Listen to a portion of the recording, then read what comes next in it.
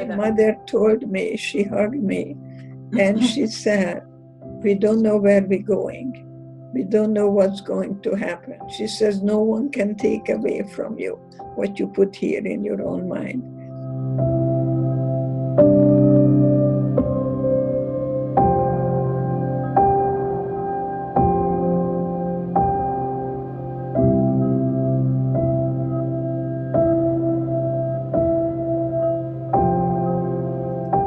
I didn't know anything until I saw our wife marked Fry.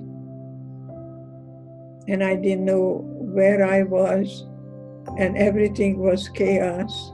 That my father looked at that and said, it can't be bad because we're just going to work and then we go home. And then we were separated. And I asked the inmate, when will I see my mother? And she pointed at the chimney and said, your mother is burning there. You better talk about her in past tense. And my sister hugged me and said, the spirit never dies. That's how I entered Auschwitz. The spirit never dies.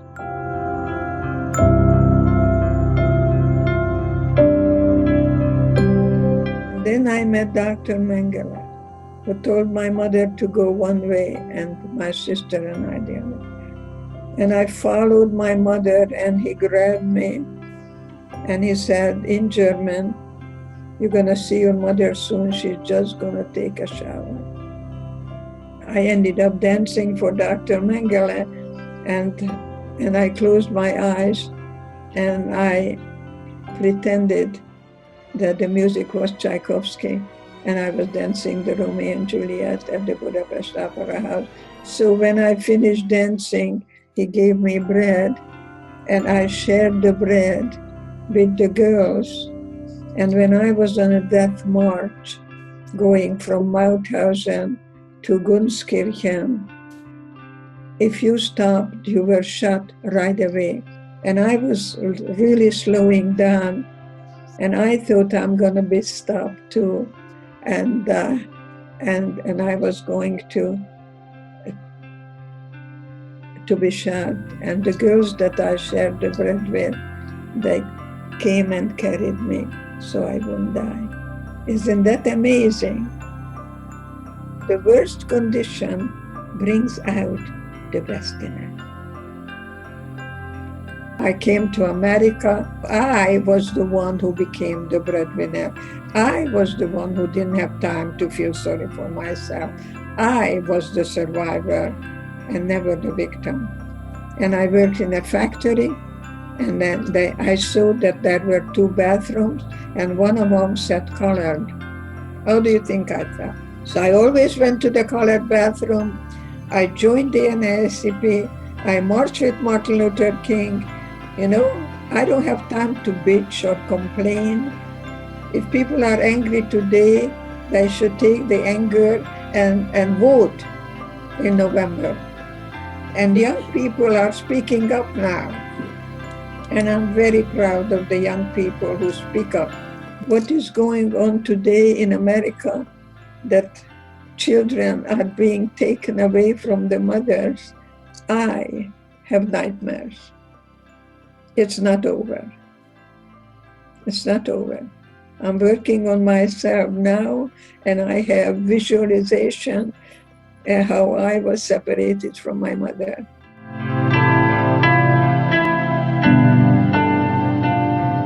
When I was in a hospital doing my doctoral work, I was doing all the psychological testing for the psychiatrist.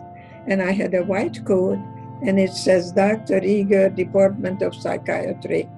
And I was paged. You know what? I didn't hear it until the psychiatrist said, you're Dr. Eger, aren't you? That's me. That's me.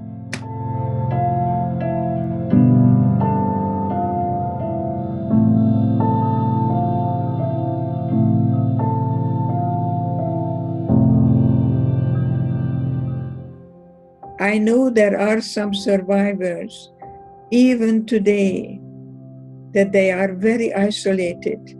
They stay home, that don't want to really mingle with anybody else. I know that because they live in fear and they don't believe in forgiveness because they think that means that you're going to forget the past. And I keep saying forgiveness is giving me a gift, that I do not allow the Nazis to control my daily life. It's not that I forgive them for what they did to me. I don't have such godly powers. But I want to be free. And I want to embrace that part in my life. I never forget what happened. I did not overcome, but I came to terms with it.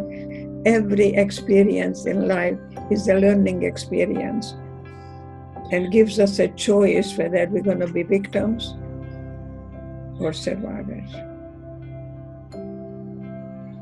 And fear is not what we're born with. We learn it. And sometime in your life, you have to sit down and ask yourself, how is it serving me? When you have fear, you have no love, because love and fear does not coexist. So it's a good idea for you to recognize that you can have a new beginning today. I think that we cannot stop the chronological age. I'm going to be 91. Frankly, I don't care about the numbers because I feel younger now than I felt many, many, many years ago. I welcome my age because I think I am not smart now, I'm wise.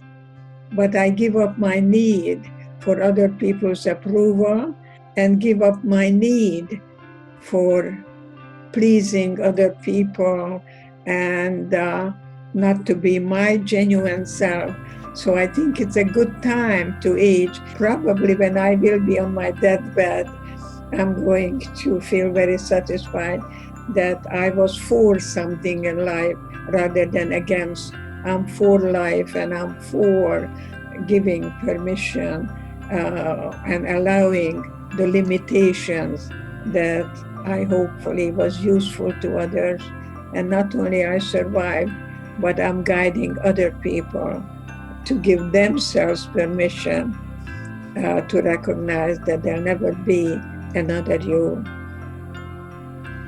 And so I am hoping that I will take your hand and imagine that we're going through a tunnel and you can't go over it, under it, we're going to go through it. With me, it's easier, but it's not easy. But there is light at the end of, there is hope in hopelessness, and we never ever give up hope. I like the yeses. Yes, I am. Yes, I can. Yes, I will. Rather than I don't want that. I don't want that. No's and don'ts is not my vocabulary. Do's and yeses is. And that's what I learned in Auschwitz. Nothing came from the outside. Nothing. So the question is today, how can I find within me when nothing comes from without? And my mother was absolutely correct, because I still had my mind and I still had my sister, because all we had was each other then, and all we have is each other now.